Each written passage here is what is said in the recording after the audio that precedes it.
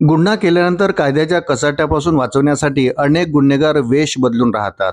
आपण पोलिसांच्या हाती कधी सापडणार नाही असे त्यांना वाटत असते, पण कायद्याचे हात लांब असतात असं म्हणतात. चोर गुन्हेगार काहीतरी चूक करतात आणि पोलिसांच्या तावडीत सापडतात. असाच एक प्रकार उत्तर प्रदेशामधून समोर आलाय.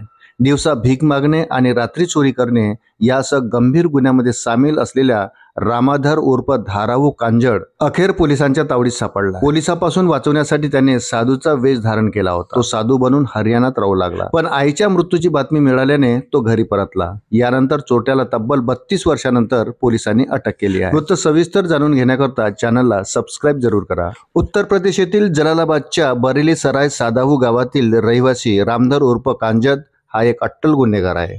त्याच्या विरोधात जलालाबाद पोलीस ठाण्यात दरोडा, खून, खुनाचा प्रयत्न, चोरी असे 10 गुन्हे दाखल आहे. गुन्ह्याची लांबलचक यादी पाहून पोलिसांनी त्याच्यावर 1993 साली कारवाई केली. पोलिसांनी दिलेल्या माहितीनुसार आरोपी विरुद्ध 1992 मध्ये चोरीचा गुन्हा दाखल करण्यात आला होता. तेव्हापासून तो फरार होता.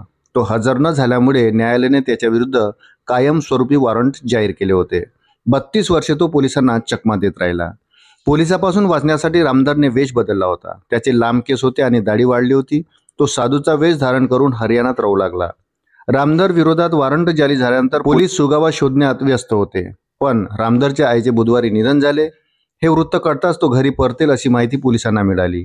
यानंतर इन्स्पेक्टर प्रदीप राय यांनी एक टीम तयार केली आणि रामधरच्या गावातील घरावर छापा टाकला. येथे साधूच्या वेशास आलेल्या रामधरला पकडण्यात आले. त्याला पोलीस ठाण्यात आणून चौकशी करण्यात आली.